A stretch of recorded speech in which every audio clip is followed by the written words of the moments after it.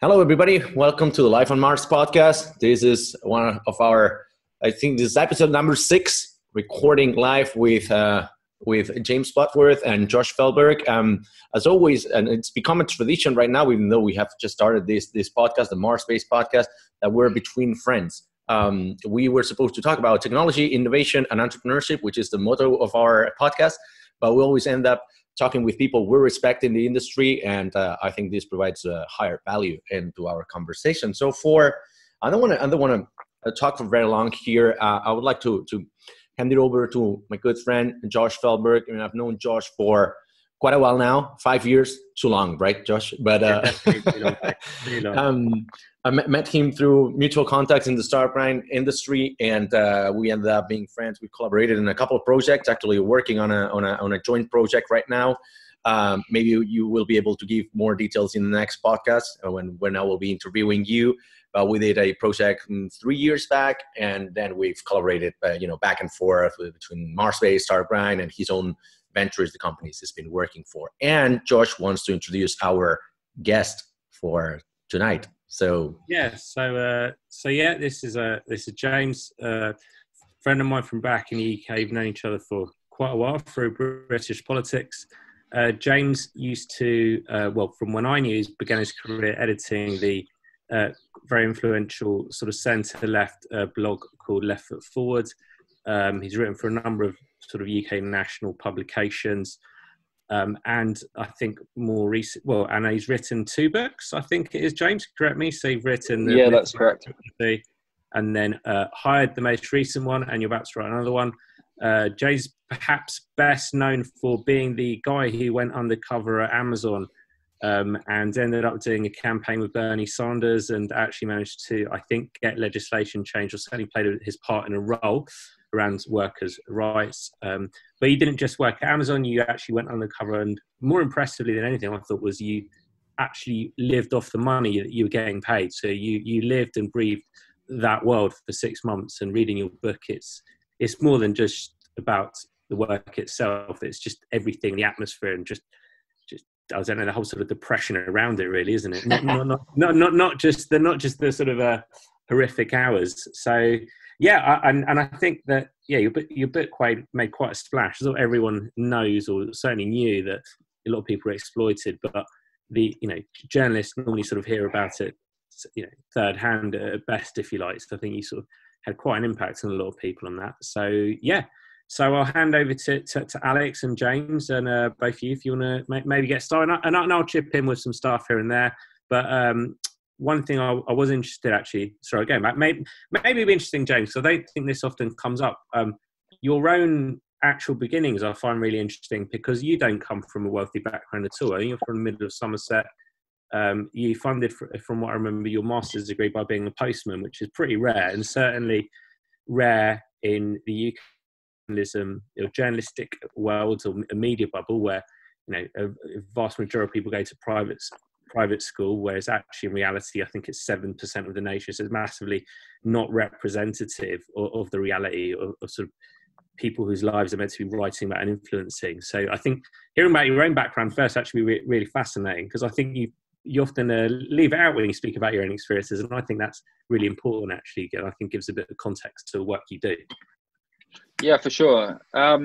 So yeah, like 10 years ago, I was thinking about this recently. Like 10 years ago, I was a postman. I was working for the Royal Mail back in Nottingham, this was.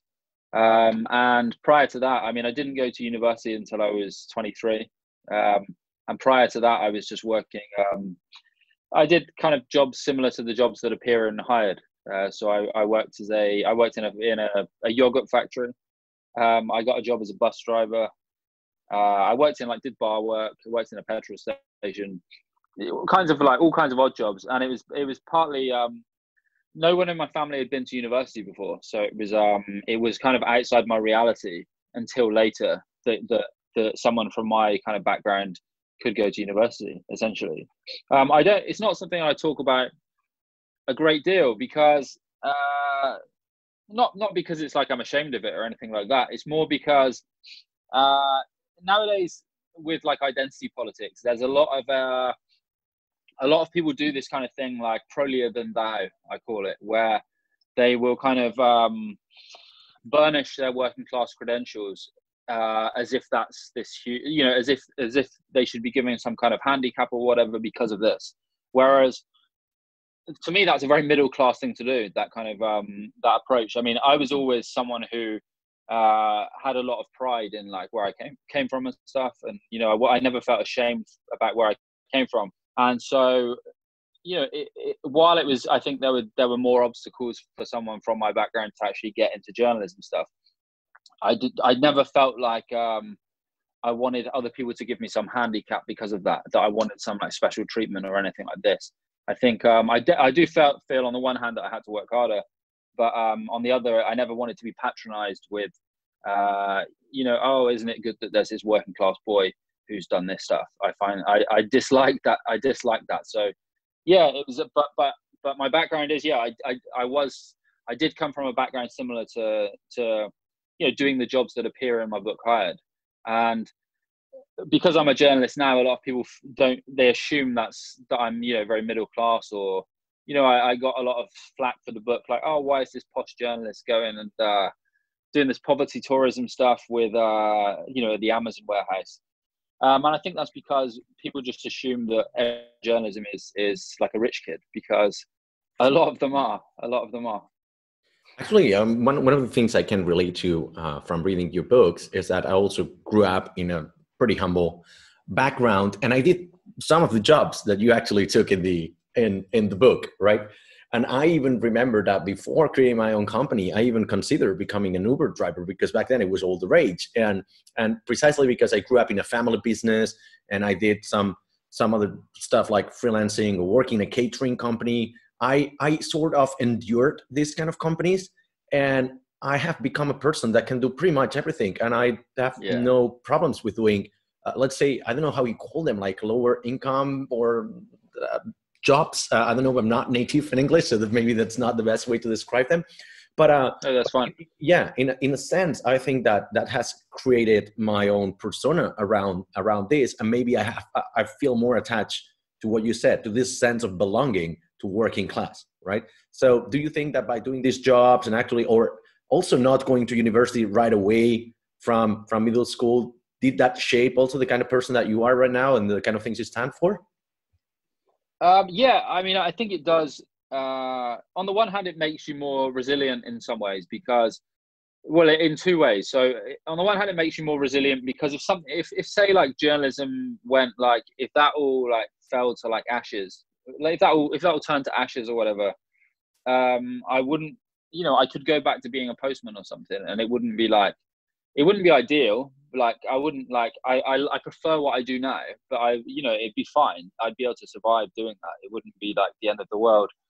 But I also think it gives you a better perspective on what working class life is actually like a more realistic picture of it.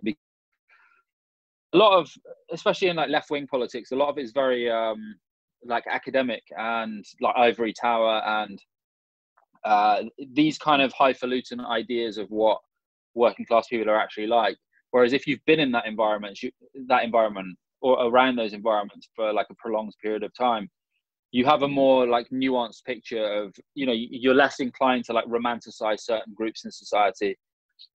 It's more, you have a more, you know, balanced view of people as human beings. So you're not taking, on the one hand, you're not demonizing people, but you're also not kind of having this kind of very romantic view of the working class, for example. Yeah, because one of the things that I get a lot, and by being, we're a company, as I said, we're a company that we're highly opinionated, and we're pretty, let's say, public in our politics views and political views on our Twitters, for instance. And a lot of people would, you know, they would perceive that is something that would backfire at us, right? On the contrary, I think we have created sort of a platform where we can speak up for other people who can actually not do it, right? So it's sort of shocking that business owners might be more leaning towards the left side of the political spectrum, just because pretty much always a business owner or a person of wealth or high political power have been leaning towards the right, and therefore they have shaped the game and the rules of the industry, right? So do you think there's any chance of this new breed of business owners actually taking over, maybe changing a little bit the industry, or we have no future? I think it's I think that did start to happen not start to happen, but it was more like that kind of business culture was more dominant, or started to become more dominant in the 90s and 2000s, where there was this more of an emphasis on like ethical capitalism, and it was even from a self-interested point of view. So business owners would recognize that if you treat staff well, they tend to be more productive. You'd see kind of companies putting like gyms and stuff into their offices and things like this, because it's, keep the staff happy, etc. But I think the rise of, one of the things I feel like I kind of hadn't really noticed quite so much until I did the book was companies, the biggest companies like Amazon, or the most influential companies like Amazon, Uber, because those companies don't really take that approach. They've gone back to an older model of it's all about productivity and squeezing as much productivity out of workers as possible with a big stick, basically. Because they've gone back to that, and because nowadays a lot of entrepreneurs look to companies like Amazon and people like Jeff Bezos to try and emulate those people. I think the culture has moved back towards this idea of profit at all costs, profit at any cost. I think that is a problem. It's obviously more nuanced, and you have business owners who want to run things ethically, of course, and want to do right by their staff and contribute something to the world. But I think there is this kind of dominant business culture again of this, like around the gig economy, around like Amazon and companies like this, of you simply squeeze as much money out of the workforce as you can. I think that's a problem, and that's something that needs to be addressed or tackled. Because I've been reading a lot of books about these lately, and I remember that some companies really changed the industry, and for instance, HP is a company that is often respected as a company that treats well their employees, and they didn't believe that much into that squeezing every single drop of their employees, right? But some other companies, they see it from another point of view, maybe an external point of view. They say, oh, we need to emulate them in certain things, but not in the others. So they don't take the whole package, right? It's the same thing with Amazon, I take it. But actually, one of the things I want to say is, like, companies, once they hit a certain stage, they try to bring in, let's put it the other way around. At the beginning of startups, maybe, we have got more generalist people who can sort of endure any and every kind of job, just because you need to get shit done. And it's the early stage of the company. You need to discover your customers, your market, whatever. But once you hit the key of scale, then you need to bring in more specialized people. And oftentimes, these specialized people, more business savvy, they come from business schools. Therefore, we are perpetuating that systemic problem of bringing more business-oriented people, not so much people-oriented people, right? So is that something that you see that could help to explain the current landscape in the tech sector?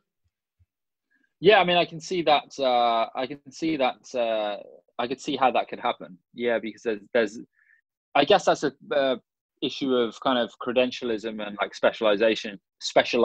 So you've got people going into, I mean, my journalism school, where I did my master's in London, there was the journalism school, but then there was a business school as well. It was Cass Business School in London was like attached to it.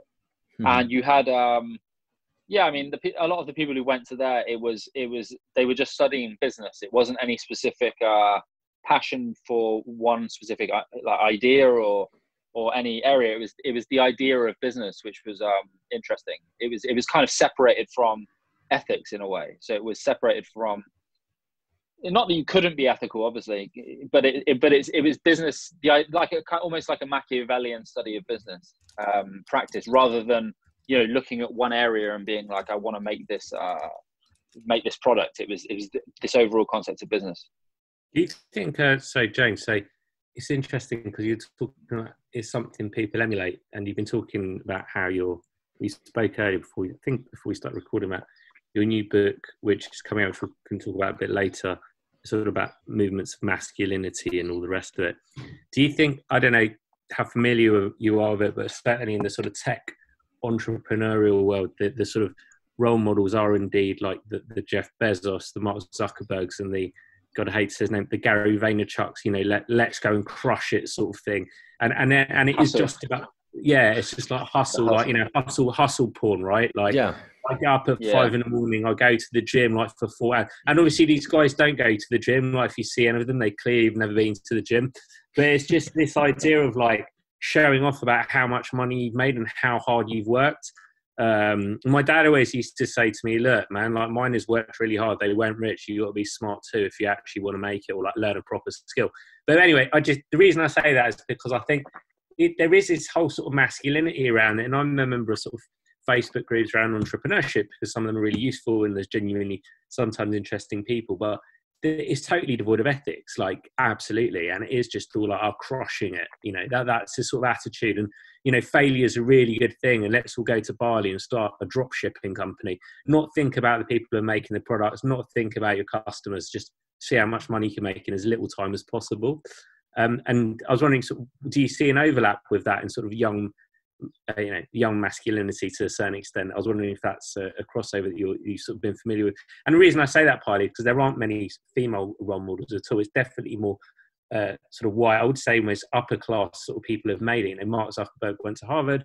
Gary Vaynerchuk inherited a huge wine business. These people have not, they're not self-made. The idea that they are is absolute nonsense. Yeah, I mean, it reminds me a bit of there's a quote by John Steinbeck, which is the reason, I think it was John Steinbeck, it's the reason socialism never took off in America is because all Americans believe themselves to be temporarily embarrassed millionaires. And it reminds me of the you see a lot of this like hustle porn. So is it Gary V? There's a guy Gary V, yeah. And these people, and back in the day, it was someone like Tony Robbins. It's exactly that. He's still going strong, though, unfortunately. Yeah, and but it's got progressively like more crass and more shallow. I think because as much as like it's funny to like mock Tony Robbins, there is like it's not all terrible. There is some things useful in those things, like motivational stuff. It's not all completely to be like written off, but I think a lot of the newer stuff. So you mentioned it's very people who often started off in quite a privileged position, putting out content that's consumed by typically working class people who want to become entrepreneurs, and it's almost like it's a branch of the self-help movement. It sees change as very individualistic. So I follow some of these people just for like research and humor purposes, and it's highly individualistic. It's like I saw someone post some hustle meme the other day about you can't, it's basically a waste of time trying to change the world. You should just focus on the self and do your own thing.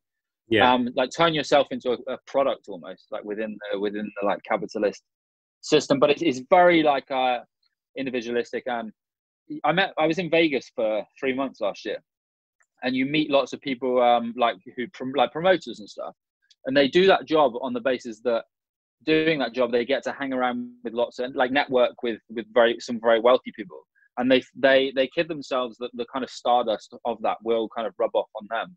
And I think that's also true of some of this like Instagram self-help stuff.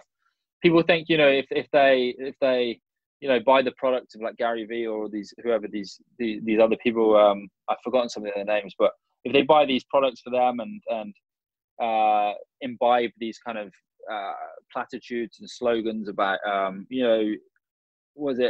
circumstances don't make a man, they reveal him, like all these kind of old school. It's this weird overlap, slogans, isn't it? There's this weird overlap between sort of entrepreneurship and self-help and masculinity. It's really weird. Like there is there's a huge overlap, but I think it's like there is a kind of idea of masculinity attached to productivity, which is kind of old, and that came up in Hired. So you have one of the things in South Wales where I was for a chapter of the book. I went and worked in a call center in South Wales coalfield, what used to be the coalfields. And one of the big issues around the loss of like industry is you have a lot of men who don't really know what their identity is anymore, what their place in the world is, because their identity previously was attached to being productive, like a productive member of the community, But it was very collaborative also, which is very different from the newer stuff. And I think a lot of the entrepreneurial stuff is you haven't got that industry anymore that gives someone a sense of like collective identity or whatever as a man. What does it mean to be a man? Produce, you put food on the table for your family or whatever. And I think the new entrepreneurial stuff taps into some of that for younger working class, typically men, but it couches it in a very like competitive framework rather than a collaborative framework. Mm-hmm. So it's very much like the way to succeed and get status is to like crush someone else under your boot, basically. It's very also like because miners and coals, they are traditionally in this kind of industry, there's been more history of unions, whereas in entrepreneurship that doesn't exist, right? So there's no sense of collective, and everybody's much more of an individualist, right? Sorry, I cut you off.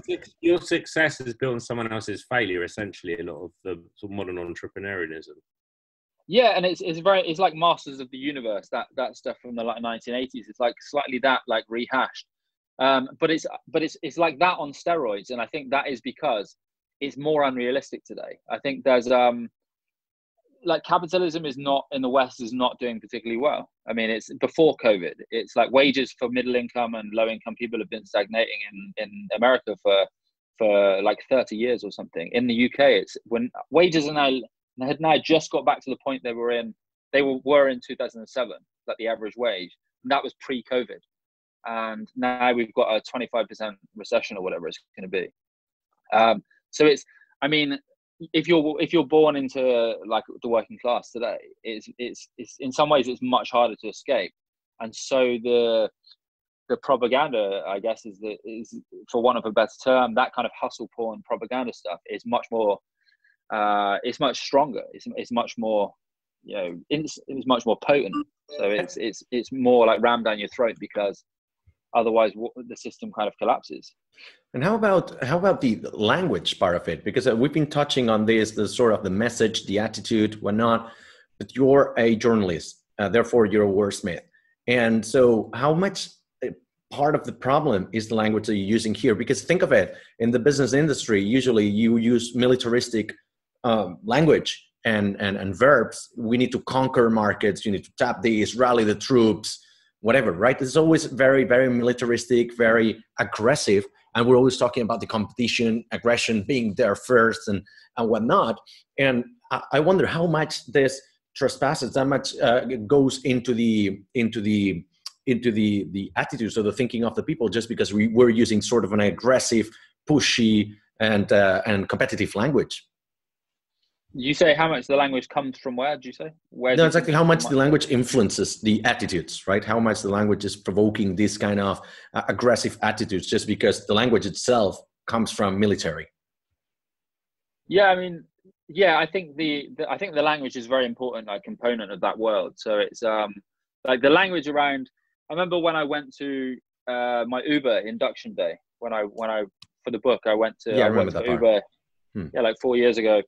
And there was a lot of sloganeering then. So I remember one of the instructors said something that could have easily been on one of these Instagram hustle porn posts. He said, if your wheels aren't turning, you aren't earning. And it's just this like horrible like cliche. It was horrible. It was yeah. It's just there's a lot of this, and it's kind of like it's essentially like capitalist propaganda, I guess. It's because I lived in Cuba for almost a year when I was like, how long ago was this? Over 10 years ago now. I spent a lot of time in Cuba. I was there on and off for a year doing like a writing project, and you still had, it's a bit less nowadays, but you still had then like a lot of the billboards with the old communist slogans on and stuff. And when I went to Amazon and at Uber, you had like capitalist versions of that, and you see that on Instagram today. It's kind of telling people that keep on working and there is some bright future if you keep on getting up at 4 o'clock in the morning after like 3 hours sleep. One day you will become rich. It's always like postponing gratification for the future. Yeah, that's that has something in common with it, I think. And yeah, there is a militarization of some of it. Yeah.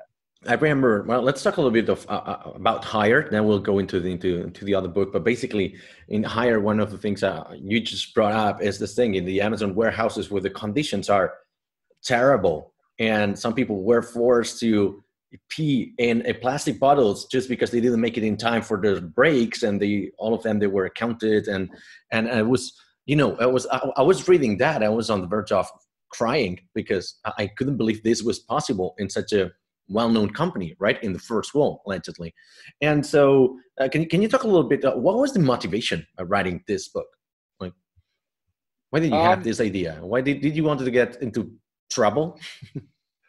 Yeah, what was it about pissing in bottles that first attracted you to work for Amazon? Yeah. Yeah, I mean, so I only ended up working at Amazon by accident. That was pure. It was the book idea was basically the idea was to go back to jobs I'd finished 10 years before, and now I could write about it because I was a better writer, obviously, than 10 years before. So it was like, go back to those jobs and write about, tell like stories I wish I'd have been able to tell when I was doing those jobs when I was younger. But also in 2015, there was like a big rise in like 0 hours contracts and the gig economy, and Uber had recently come on the scene and stuff. And so no one had really written about it in that way. There was some dry pieces, like dry books, and where it's all polemical stuff. But I wanted to do something which was like a piece of journalism. And the last reason was because, like, growing up, I always admired like George Orwell and Jack London, people who've done books like that. So I wanted to do something like that. I wanted to rip them off, essentially. Essentially. Yeah. It seems like you had an idea, and then as you got into the actual experience, then it turned into another idea of a book, right? That is kind of like related to one of the books I read recently that is Disrupted. There's a similar concept where this 50-plus-year-old journalist gets booted from a newspaper, and he tries to reinvent himself by working for HubSpot, which was one of the coolest companies in the planet back like 7 years ago. But the original idea of the book was, I'm going to write a fun book of an old guy joining a company of 20-year-olds, right? And it ended up uncovering practices like the ones you talk about in your book. And turns out HubSpot is a shithole as well, right? So they got these terrible ethics and this super toxic culture. And so the book ended up being something denouncing this kind of practices in the tech industry. So I was curious of how do you deal this from having an initial idea, then as long as you in the moment that you're living this, it's like, maybe I need to shift the original idea from my book. Did that really happen to that extent? Yeah, I mean that was definitely part of the process. So I intended to spend 6 months away, basically writing this book on the economy, the low wage economy. And then I got a job at Amazon. That was the first. Through this employment agency, I just saw this job and then got it, went for the induction. And then the main concern when I started off with the book was when I first started my first day at Amazon. I was kind of worried that it was going to be quite boring. Like because I worked in factory environments before, and it was a case of what if it's just really dull and there's nothing really to say. And the book might have turned out as just a kind of book about living on that money, living on the low wage, like an economic book. But then, after just one day in the warehouse, the book kind of started to write itself, because I'd start to see all these things happening that I was just like, whoa, like no one knows about this, really. Like there'd been a few exposés, but it wasn't really, there was lots of stuff where it was like, I didn't really feel like people really knew what was going on in this company. Everyone's relying on this company to get all their shit delivered, but no one really knows what the story is. And then also the book changed because I was spending time in all of these different locations, and I felt like you couldn't really tell the story of the biggest employer in some of these towns without telling the story of the town itself. It wouldn't really make sense. You have to contextualize it within the local community. So look, you've got this Amazon warehouse with all these like bad jobs. How has that affected the local community?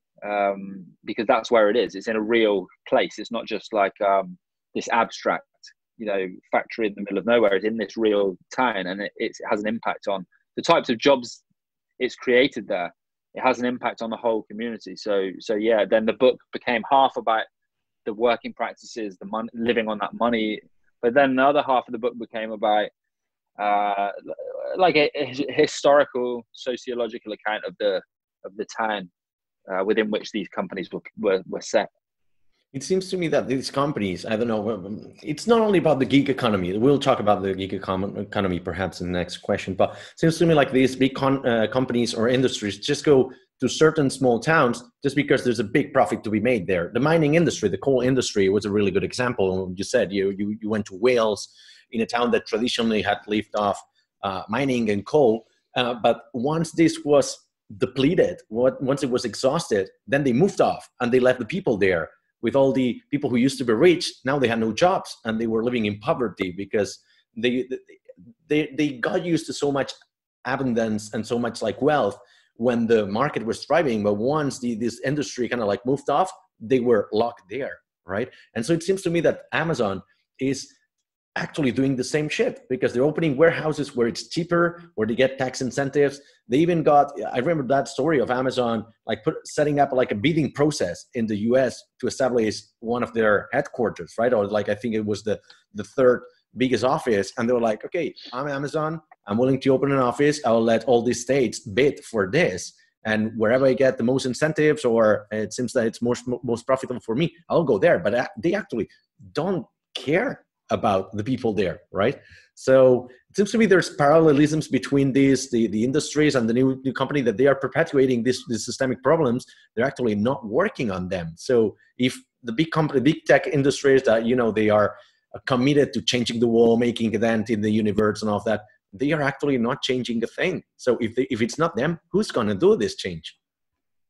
Yeah, I mean, so Amazon in South Wales, where I was working at the call center, yeah, former industrial area, used to be lots of coal mining, steelworks, this kind of stuff.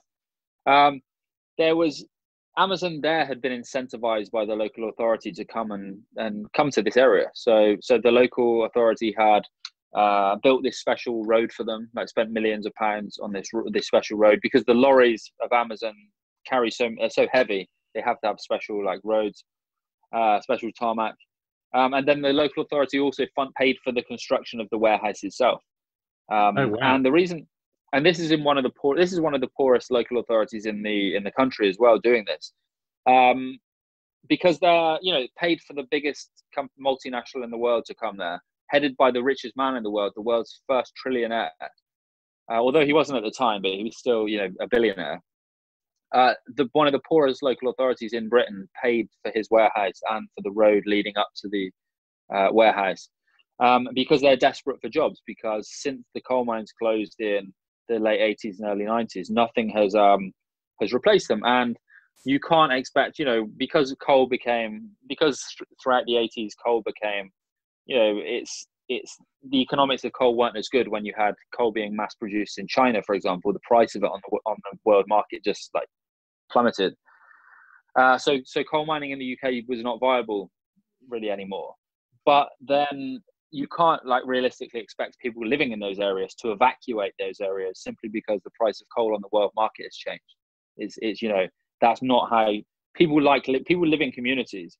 And you can't expect them to evacuate those communities based on market fluctuations or whatever. And so, yeah, you have this situation where those people have basically been, I would say, exploited by a company like Amazon, which knows they're desperate for jobs.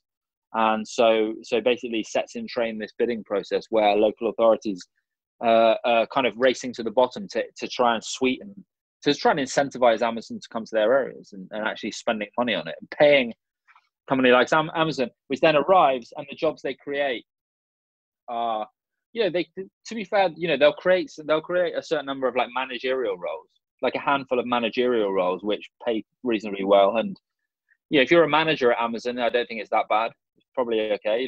But it's not that many jobs. It's not the 2,000 jobs in the warehouse are predominantly done by the people doing what I did in the Amazon warehouse, and it's typically Eastern European migrants. So the local people aren't doing the jobs in the first place. It's Eastern European migrants who are then being exploited by the company, partly more so because they don't understand the laws in the country. So you had the warehouse I worked in, it was predominantly Romanian workers who, it felt to me as if the company got away with more because those people didn't necessarily know what all their rights were. So, Amazon punished you for having a sick day.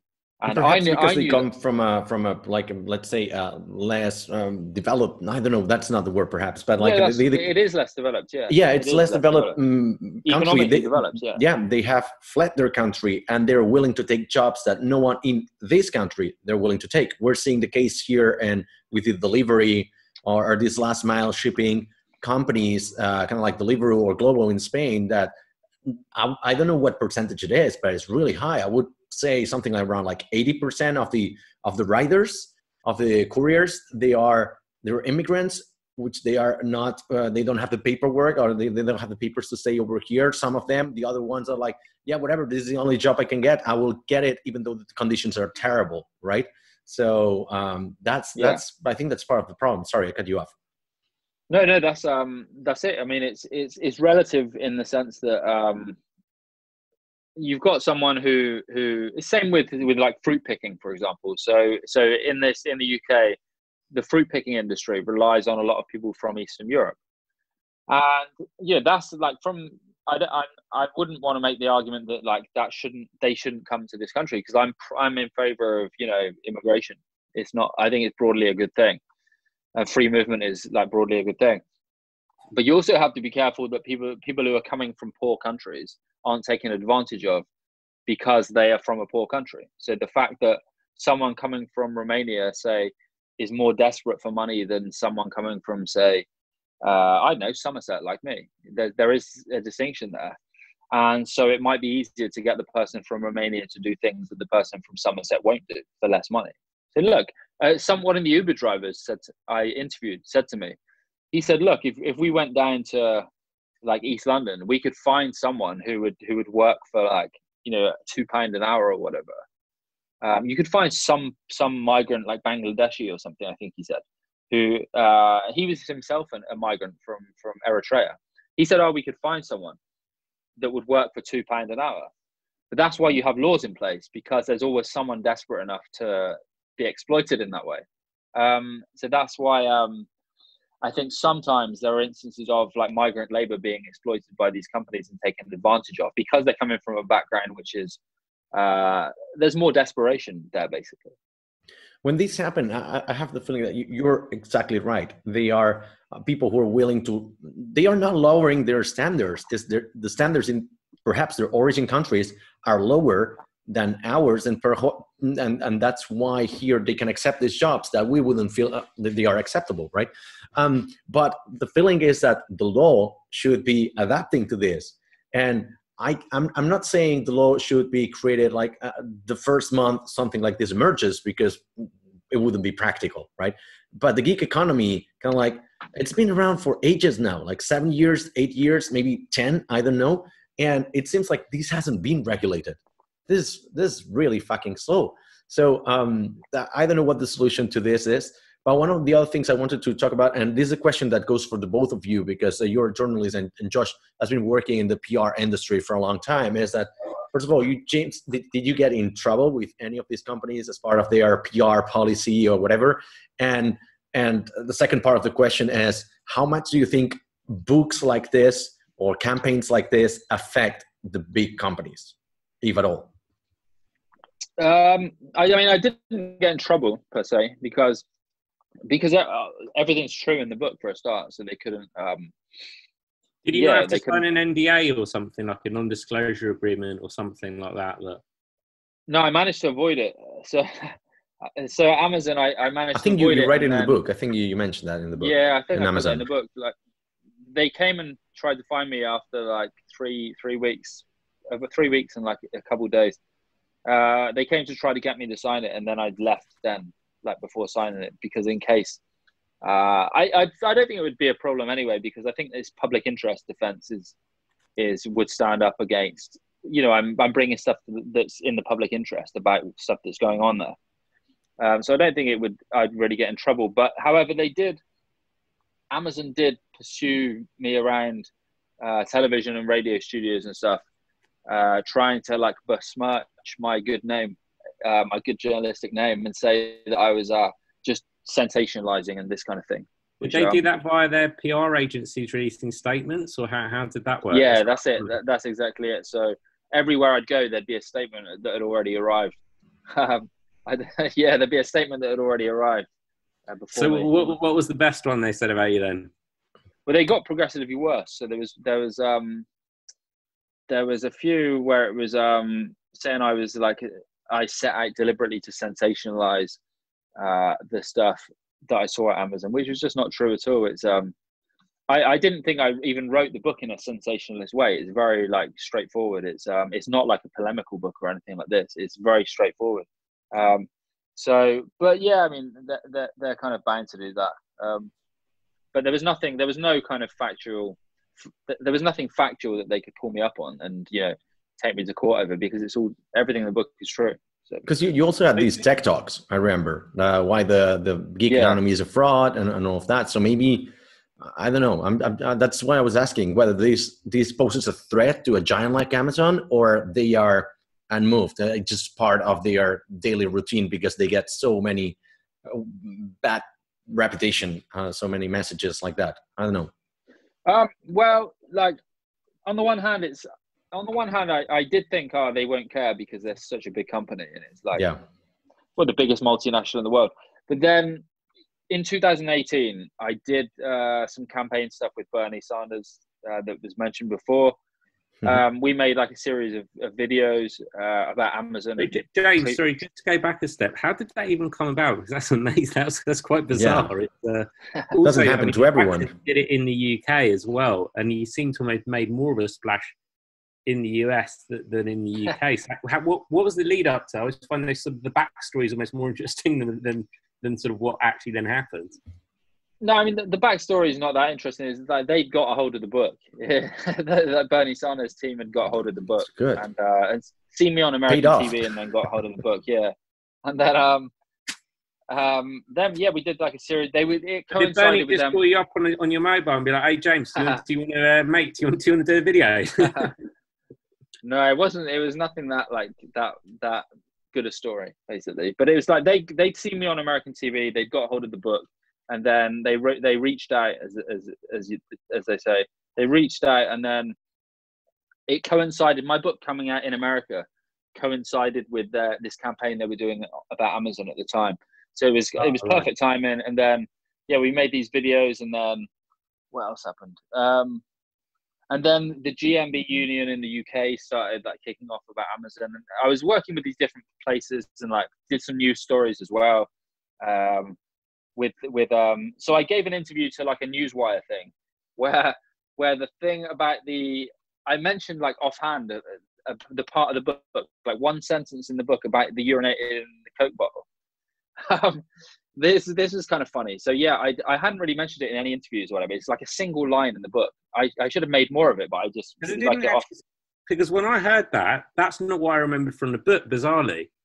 Yeah, I mean, it's in the book, but it's like a line, basically. I found like a Coke bottle half filled with urine one day. And to me, it was just like, it wasn't that much of a surprise because all the stuff that was going on there, it was really hard to take a bathroom break. It was just like, well, yeah, that's obvious. That would happen. But then I said this to a Newswire interview, and then it got picked up and became like a meme as well. So it was, I'd go on Reddit, and there's like, one day I went on Reddit, and like, the top meme is like about like people pissing in Coke bottles at Amazon. It's just like, all right. And then and it was mentioned in the Senate at some point as well about this urine in the bottle, and it kind of took off a bit. And then I did the videos with Sanders, and then the GMB union was doing a lot of stuff in the UK. And then Amazon started putting out publicity about, like, Jeff Bezos gave a load of money to like some philanthropic cause, and then they raised the wages for UK and US warehouse workers to $10 an hour. Like, they caved in basically because there was this deluge of bad publicity. And it's not just from like, I wouldn't say it's like comes just from my book. There was like a multi like faceted approach, a multi like pronged like attack on Amazon. Based from me, from like Bernie Sanders' campaign, from the GMB union, and that pressure did result in Amazon changing its ways to some extent, or at least like ameliorating what it was doing and making concessions. So it did actually it was like a campaign in the end, and it did actually have some achievements. You didn't set out, because I've sort of seen your earlier actually talks when you first did the book, and people say, oh, well, I remember people saying to you, well, what should be done? You said, well, look, I'm just a journalist. I'm just writing about what's happened. So it's kind of ironic that you've sort of started a campaign which resulted in something when it was not your intention at all. Yeah, I mean, partly though, I just said that because I didn't want to write so I wanted the book just to be like a journalism account. I didn't want it to be like a polemical book with like a thing on the end with like, this is what we need to do. It's just, I get a bit, I don't know, like those things always get really dated very quickly as well, because if I'd done that, the book would already feel very dated, because the things I would be talking about in policy wise, either some of them might have happened, or on the other hand, they might just not be relevant in 2020, like even just 4 years later. So I wanted it to be like a journalistic account of something. And then it's like, I don't really feel like it's always the job of journalists to be like armchair politicians on this stuff. It's like I've done the hard work of doing the book and going out and spending 6 months like living it. Then it's like, surely it's up to like policy wonks and whatever to actually like formulate the like policy. It's like, it's a bit much, I think, to expect journalists to do that as well. It's like, I'm a writer, I'm a journalist, I'm not like a policy head. Like they can do that stuff. I'm just giving like the real, like a truthful picture of the stuff I saw, and then like giving that on to them. But then I like Bernie Sanders, so it was I was happy to do that. Yeah. When just real quick, Josh, from your perspective, like what is the best angle to try to, because it seems like James did it not unconsciously, but it was not his idea to sort of attack Amazon, right? He was just saying what there was.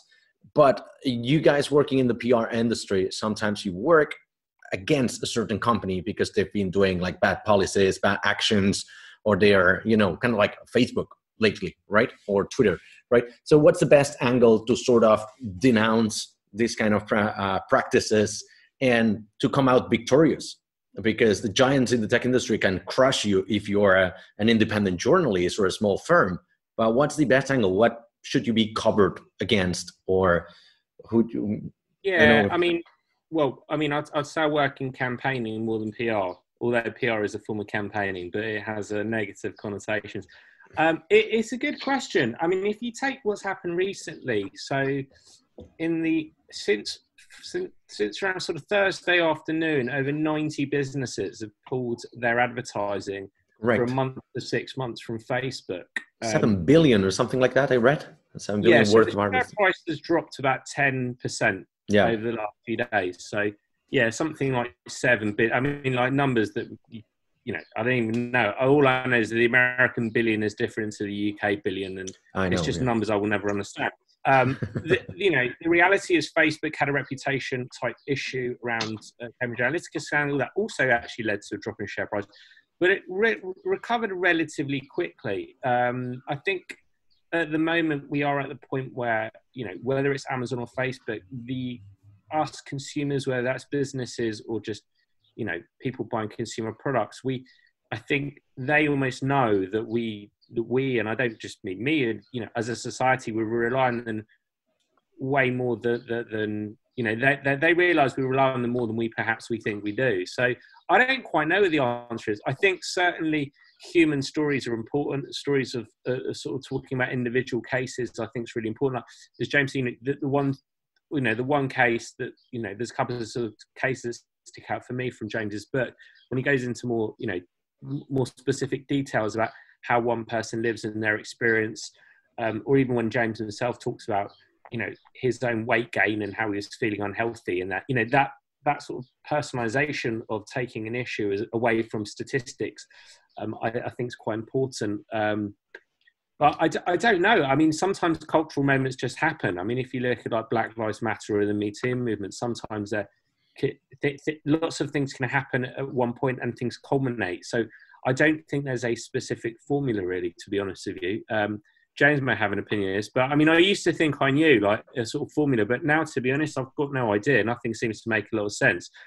One thing I do think that does make a difference is when you get senior staff in an organization raising issues, because it becomes harder for them to recruit. And actually, a lot of these businesses are built on minds. You know, Facebook relies on the world's best engineers. If the world's best engineers don't want to go and work for them, they're basically a bit screwed.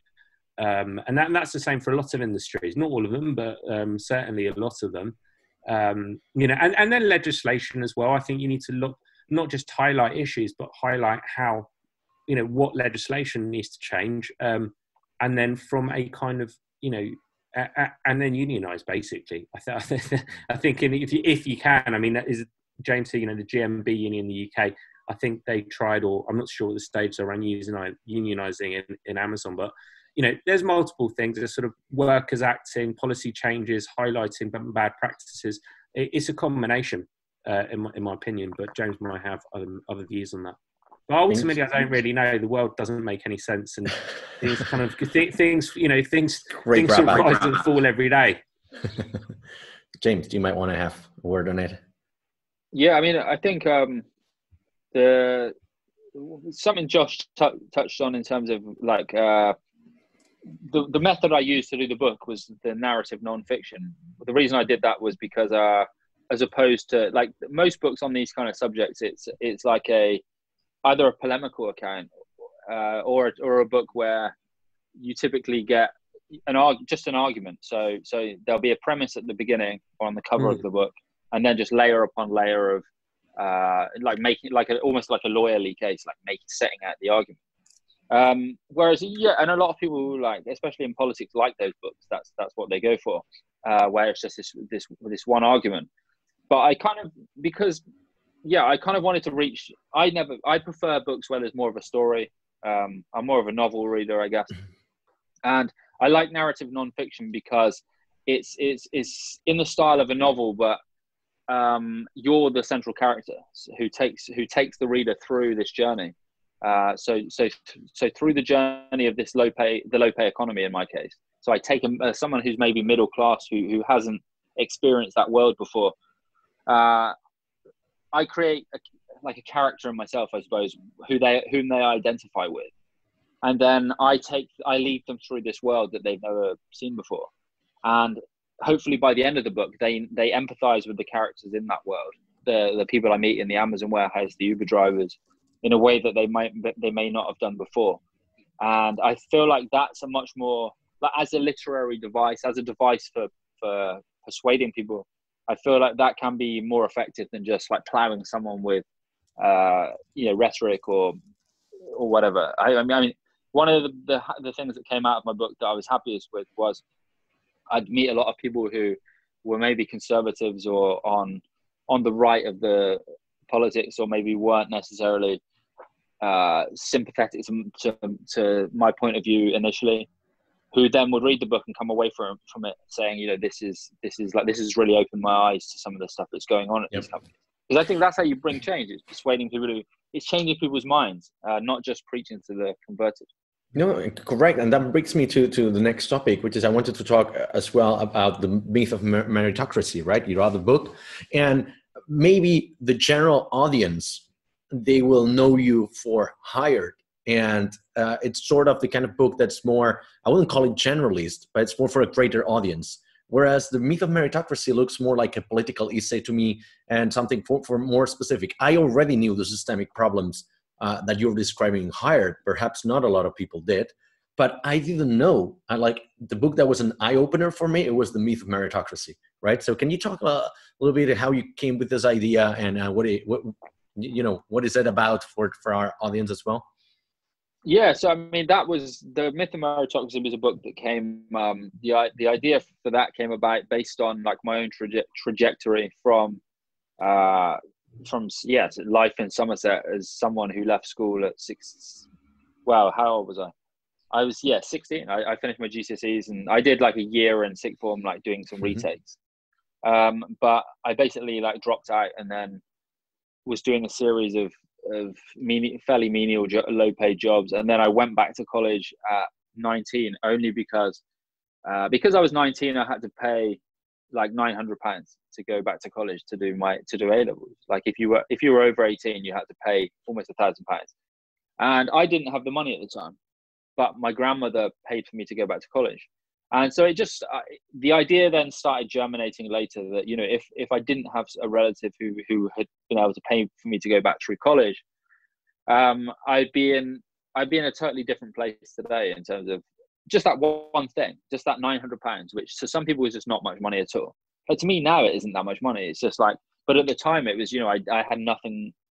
That would take me, you know, like a year or two to save up that money, more than that probably. So if I didn't have this generous like benefactor, I wouldn't have been, my life would be completely different. So it just set me thinking more about how, you know, from that one thing that germinated a whole set of ideas around how, if you're born into like a poor or working class home, there are all these like obstacles layered and layered on top of each other, which make it harder and harder for you to kind of dig your way out, and like percolate up into the middle classes and the professions. So from, you know, all the way from you know, when you're a kid and like you when working class kids start primary school at age 4 or 5, they're already like 2 years behind, 3 years behind in their reading age than those born into more, you know, affluent families. And I kept discovering all these different layers, and it's very interesting. Again, it's most people wouldn't really know that there are all these different like layers. Everyone kind of knows that, you know, oh, if you're born into a working class home, it can be harder for you to get on, as it were. But people don't fully grasp the sheer extent of the kind of things that are against you. In the same way that now we're seeing with the Black Lives Matter protests, you're seeing that a lot of kind of white, typically middle class people are starting to realize the obstacles that are in front of kind of black people in the West, in terms of, you know, on the one hand not being like abused by law enforcement, but also just in terms of like getting your foot in the door of different institutions and that. And it's the same.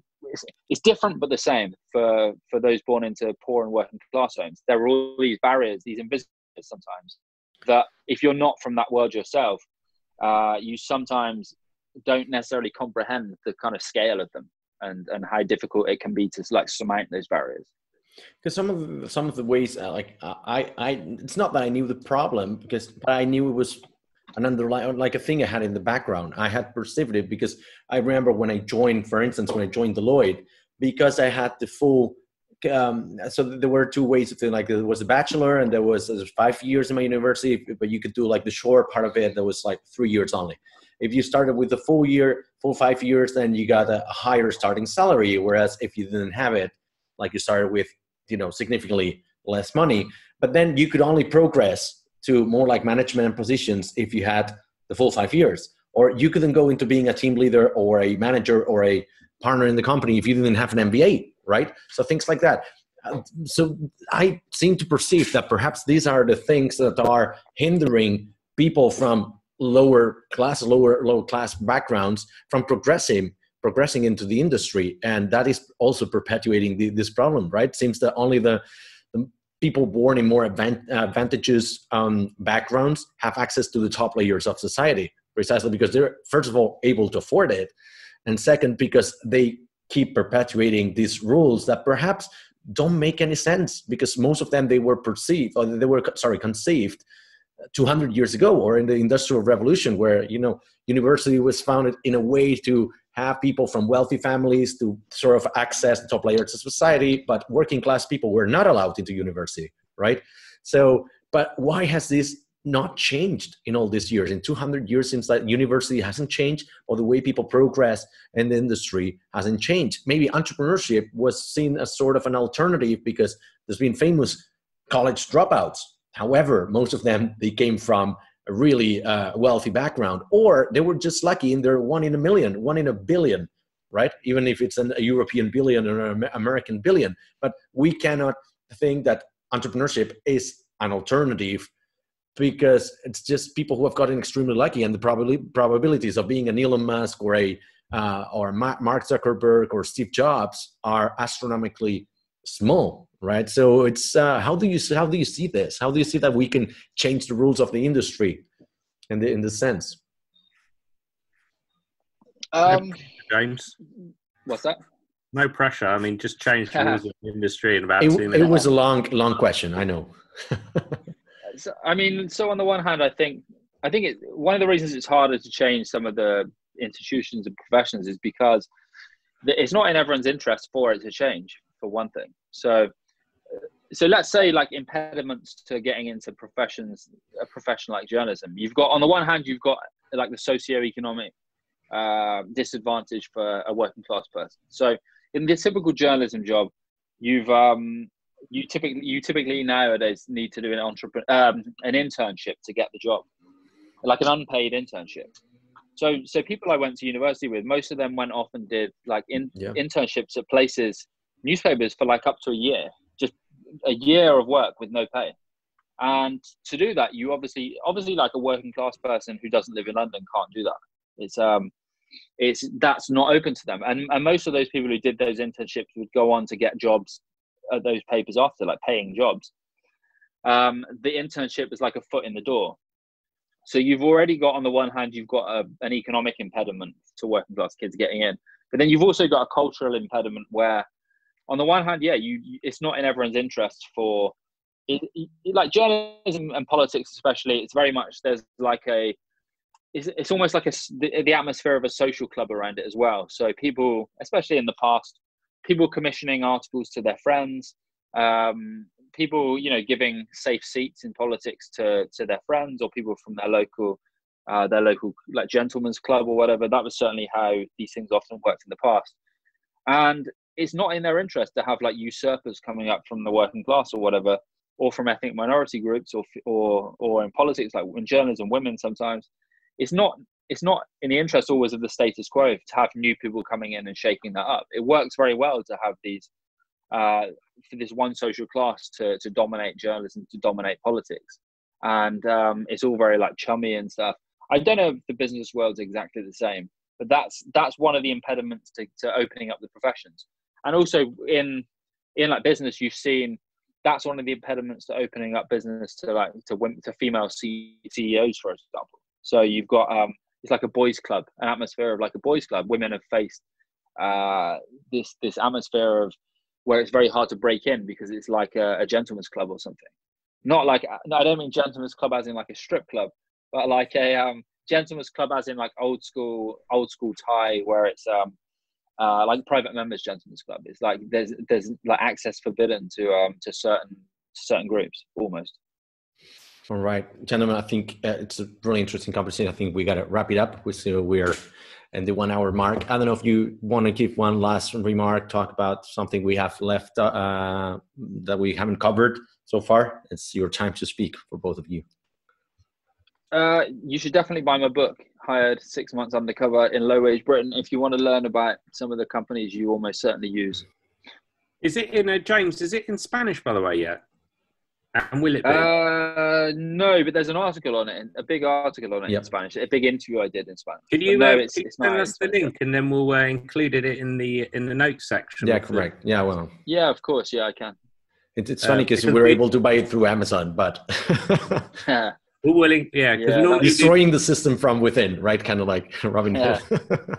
Normally we would do this interview again in Spanish. It's a bilingual podcast, but I think you might struggle a little bit doing it in Spanish, so maybe next time. Necesito más práctica. Okay. Oh, that's good enough. It's good enough, though. It's good enough. It's probably better for Catalan, so.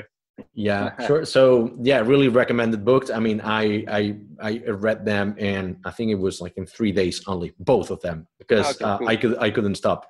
And that's why I recommend it, because precisely our audience is actually follows this train of thought that our company culture at MarsBased, perhaps we're more like ethical working and more like employee well-being and not so crazy about growth or giving profit to investors, whatever. We're highly independent as a company, and we try to spread these values, kind of like in the companies of like Buffer, Ghost, or Basecamp, which are the the beacons that we drew all the inspiration from.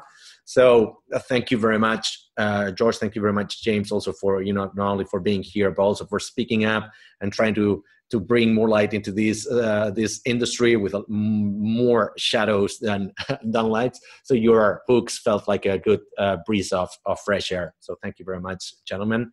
And we can wrap it up here.